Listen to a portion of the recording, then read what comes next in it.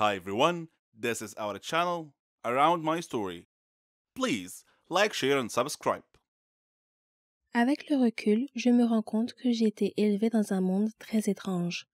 Au centre de ce monde se trouvait ma mère, célibataire, héroïnomane et, du moins à mes yeux, la meilleure mère du monde.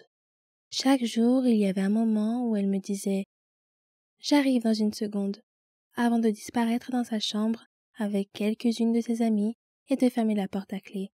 À 7 ans, je restais longtemps devant cette porte fermée à clé, essayant d'imaginer ce qui se passait de l'autre côté. Il m'a fallu des années pour comprendre ce qu'elle faisait là-dedans. Pendant longtemps, j'ai pensé que les adultes faisaient une sorte de sieste. Ils sortaient de cette pièce si calme, si détendu et si joyeux. J'avais l'impression de rater quelque chose, car même après des nuits complètes de sommeil, j'étais toujours fatiguée. Je voulais devenir exploratrice plus tard. Et je savais que cela me demanderait beaucoup d'énergie.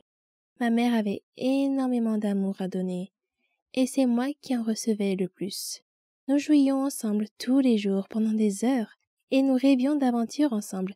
J'étais Link, elle était Zelda, et notre mission était de vaincre le méchant démon qui vivait à quelques pas de notre maison dans l'ouest de l'Autriche. Tout d'abord, nous devions nous procurer une carte, afin de pouvoir localiser le démon et le détruire.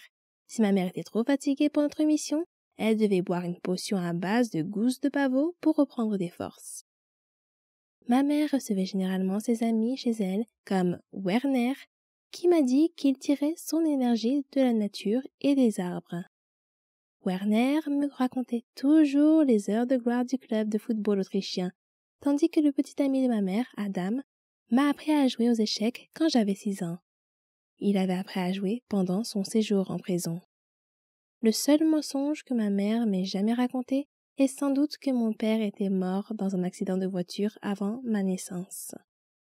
Ce n'est que des années plus tard, lorsqu'Adam et elle sont devenus abstinents, qu'ils m'ont expliqué que mon père biologique était mort d'une overdose d'héroïne.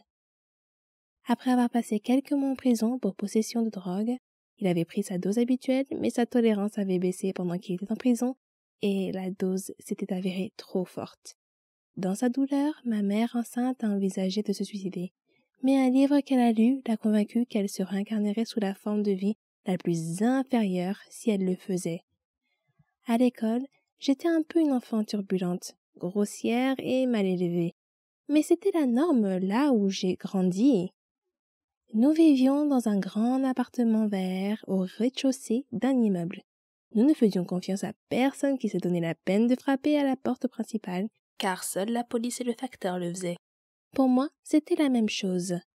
Tous les autres passaient par le balcon et entraient directement dans notre salon. Un visiteur fréquent était le dealer de ma mère, que nous appelions le grec.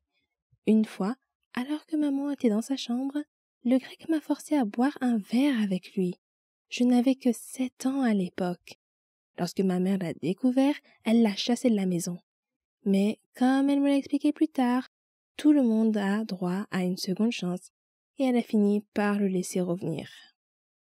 Au cours de l'été 1999, alors que j'avais 8 ans, ma mère avait vraiment des difficultés avec sa consommation de drogue. Adam semblait proche de la mort après 23 ans de dépendance. Et je commençais lentement à comprendre ce qui se passait autour de moi. Ma mère s'était convaincue qu'elle pouvait se droguer jusqu'à ce que je sois en âge de comprendre ce qu'elle faisait. Mais la vérité, c'est qu'elle ne pouvait pas s'arrêter. Un jour de cette même année, son vieil ami Mike est venu me rendre visite. Il avait été en prison avec Adam pour contrebande. C'était comme s'il était une personne complètement différente. Il n'était ni fatigué, ni étourdi, ni nerveux. Il rayonnait d'une joie et d'une paix qui ont immédiatement fait pleurer ma mère. Mike l'a réconforté et lui a parlé de sa guérison et de sa libération. Sa seule présence éclairait notre sombre appartement. C'était comme si quelqu'un éclairait une grotte noire avec une torche.